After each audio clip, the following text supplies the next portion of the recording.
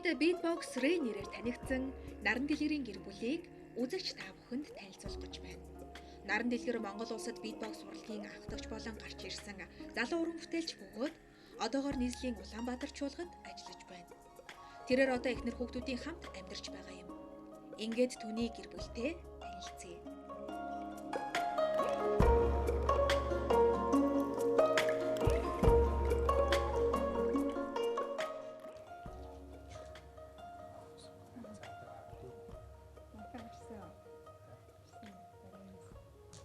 Бид сайхан Монгол наадгаа болгох морь уралдуулж байна. За миний 2 морь болсон биш. 2 морь явуулаа. За манай 100 гар талаас одоо ямар отгоогүй очирж янзсан байна. Дараагийн ягуу болохоор очирбат. За тэгээ манай гэргээ Хүлэн Солонго манай том охин одоо 9 дайг ингээд тавуулаа байна да. Манай хоёр чинь дэрсгэ яг нэг насны зөрөөтэй. Тэг хүмүүс харин тэгдэм баяр нарахаар танаа хоёр чи ихрөө гэдэг байна.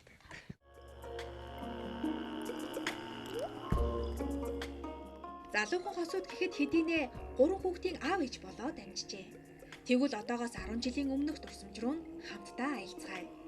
Энэ бол тэдний анхны уучрал.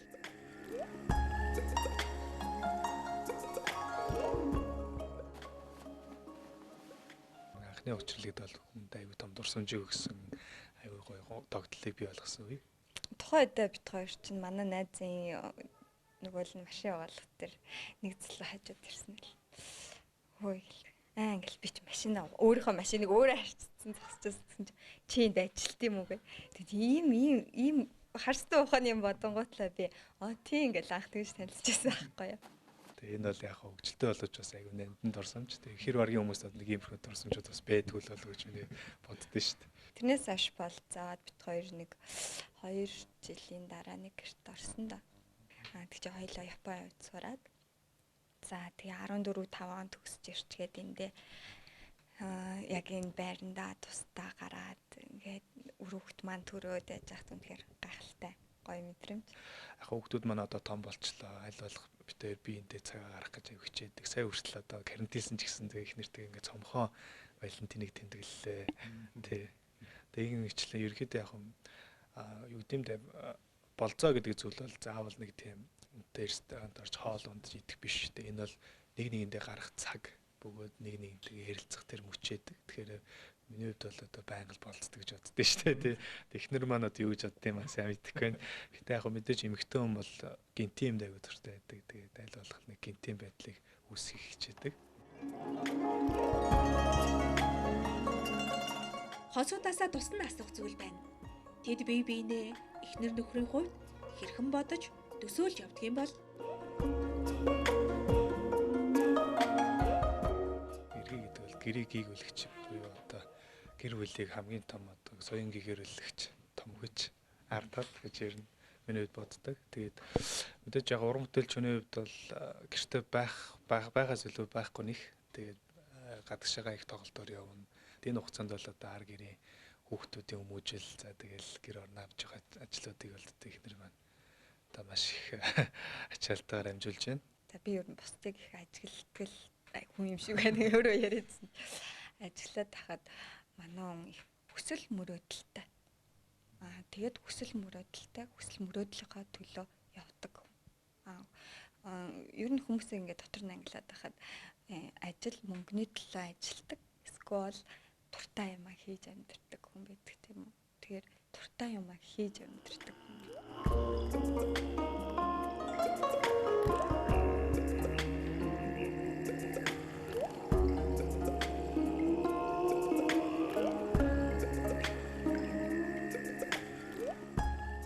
Хүн хажуутай байгаа хайр халамжийг бол мэдэрч байгаа хугацаанд тэрийг одоо нэг сайн одоо юу гэдэг илэрхийлж чаддгүй. Мэдээж нөгөө гадаадд явах ч юм уу хөдөө орнот хөр явах мэдээж нөгөө их зүдрэх үе гарна те. Тэр үедээ бол ханийгаа их санана те. Тэгээд мэдээж яг их нэртэй бол хайртай баярлалаа гэдгийг бол аль болох хэлхий хичээдэг.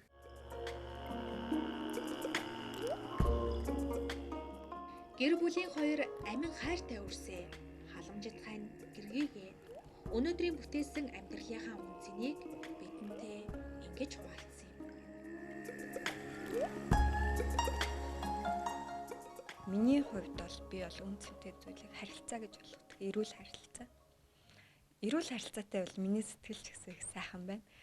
Жохон ингээд нэг эвгүй хэн ингээл харьцах ч юм уу жохон тийм уур амьсгалд би өөрөө жохон тавгуутч. Тэгэхээр миний хувьд гэр бүлийн үнц нь бол харилцаа, нэг ойлгох, хүндлэх. Гэр бүлийн хүмүүс хоорондоо одоо харилцаагүй одоо удаан байх ч юм уу ийм болохоор ер нь гэр бүлийн одоо догдол үүсдэг юм л та. Тэгэхээр байнгын харилцаатай байх хин юу их өсөж байна, зорилго юу байна гэдгийг ярилцах нь аягүй чухал.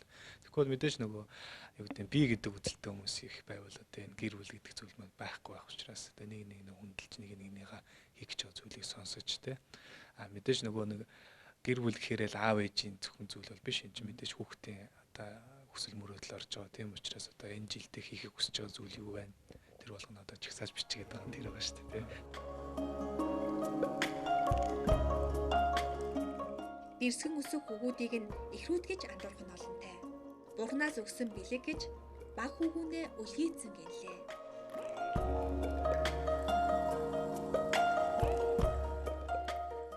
Баг маань одоо яг бурхан өгсөн юм болоо те. Ер нь л нэг төлөвлөө зан 2 жилийн дараа дахиад нэг хүүхдээ олно доо гэдэг ч юм бодож идэл одоо жил хүрэхгүй хугацаанд одоо дараагийн хүү маань ирсэнд нь одоо бурхан л цаанаас явуулсан юм байна гэд одоо баяртайгаар хүлээж авсан.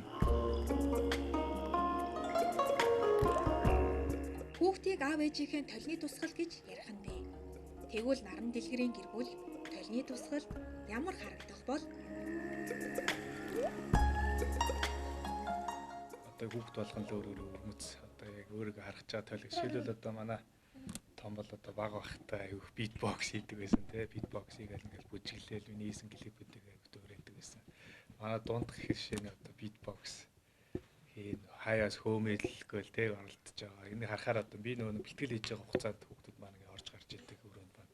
Тэгэхээр тэндээс харсан зүйл одоо өөр төр хийж үзүүлээл байх шээ те. Ер нь гэр бүлээ ингээ харахад бол гол нь ингээд хүүхд дуу шуутай тэ хоорондоо хөгжилтэй тоглож байна гэдэг нь маань өөрөө эрүүл байна. Эрүүл гэр бүл гэдэг бол хамгийн одоо нандин чухал юм бол гэж миний боддог. Айл гэрттэй инээд хөр цайлгаж та бүхэндээ шин сарын мэнд хүргэе.